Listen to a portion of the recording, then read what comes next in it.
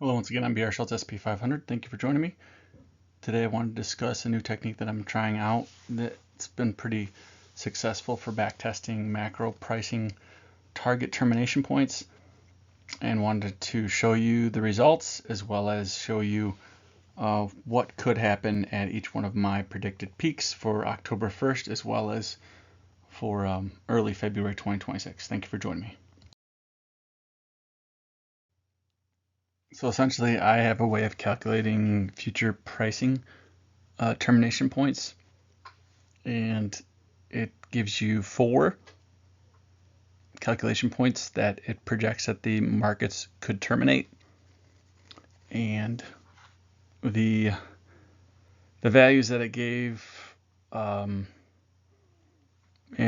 2019 projected a peak, the peak values, and then we hit about 33.80, I believe, and then the pricing of markets collapsed after February 2020.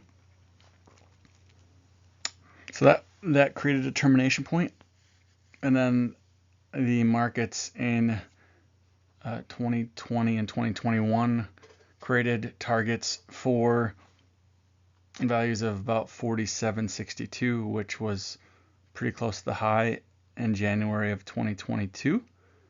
And what's interesting is it also projected a 61.41. So this calculation of its 4 predicted termination points for macro pricing targets, it actually hit twice, which I found mathematically amazing. Right? There's something here. So the same technique, right? Obviously, I can't tell you what the secret formula is, as no one ever can. So what I also found interesting is we stopped right at 64.83 on the SPX 500 USD futures here in August of 2025. My models predict that the crash would happen in October, right? Or after February. So it's very interesting to me that we're pausing here. We hit 64.84, so we missed it by a point. And so what am I looking for? On the October 1st peak, I'm looking for that 68.89 on the SPX 500 USD on TradingView.com for a termination value. Obviously, I might consider that. I think that's the next window for the markets to crash is in October, obviously, from my previous video. So I'll look for that value. If we don't have a substantial crash, a major crash, some type of major move down, some type of reset, I would believe that we would then progress even higher to 73.84 in early February of 2026 for a high, and then we would terminate. So then the markets would crash. So could it be off by 20 points? Sure, but so for February 2020, I think we hit like 33.80, right? It was off by 50 points. I think in January 2022 we hit like maybe around 4,800, so it's like 40 to 50 points off. Maybe short, you might say. So could we hit 7,400 roughly in early February of 2026, and then take a massive correction in markets? That's very likely, as well as if we hit around 6,900 on October 1st of 2025. Now, you might also say, well, those first 2 numbers that your system predicted both struck. The 33.30 and the 47.62 both hit. So are you saying the 64.83 could hit? It could, and it's interesting how we're pausing here. I expect some type of pullback into August 25th roughly, but then I think that pullback we have a chance to go up to 68.89 into October 1st, and then if we don't have a substantial pullback, which I'm not really sure what I should consider substantial. I mean, if it's like a 15% correction in October, then I would think that reset has been the termination point has been obtained, right? But if we don't hit a huge crash in October of 2025, then I would think we would move up to roughly 73.84 into early February of 2026, and then the pricing would terminate. We'd have a big crash. So some of you are wondering, do you ever do anything beyond your timing? I'm trying to kind of hit my wall, if you will, a couple weeks ago, and was really getting down on myself.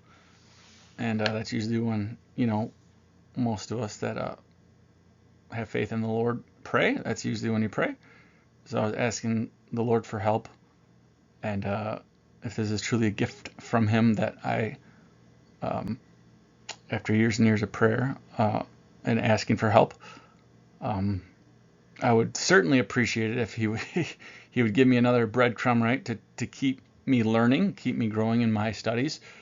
And so about a week later, I developed a technique that seemed to be, as you can tell, it seems to hit regularly on a macro scale.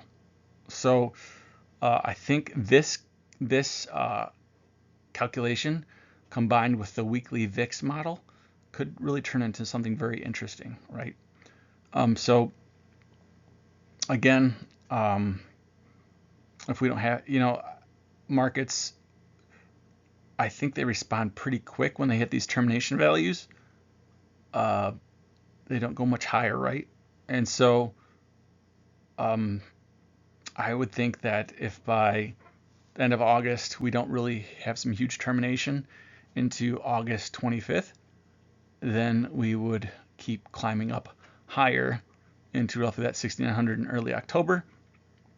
And the reason why I think that would probably more than likely happen is because the model predicted a big move in the VIX, and we've already seen that, right, in August.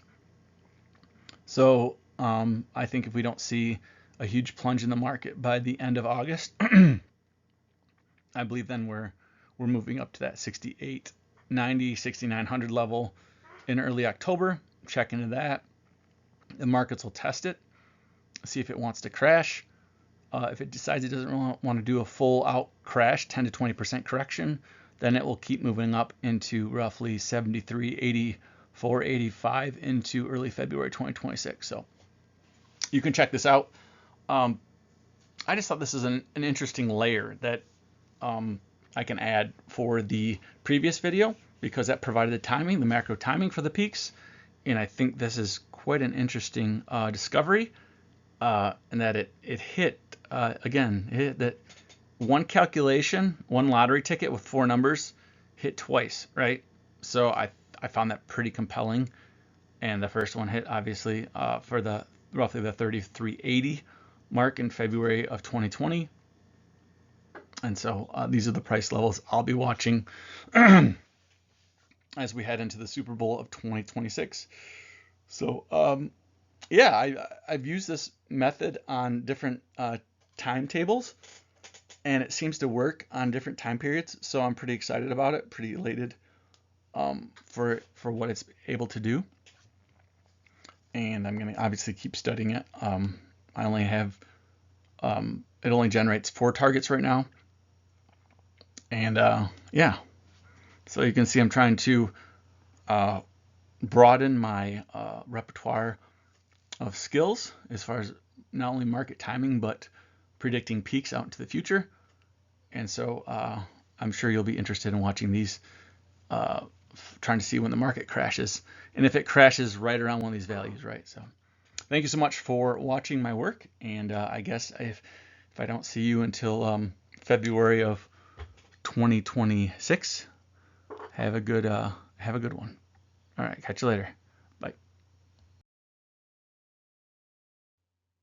Again, this is just a snippet of the GoFundMe page. I didn't want you to forget that, so thank you, and please bookmark it, whatever, and watch it over the next decade or into late 2034. Thank you so much.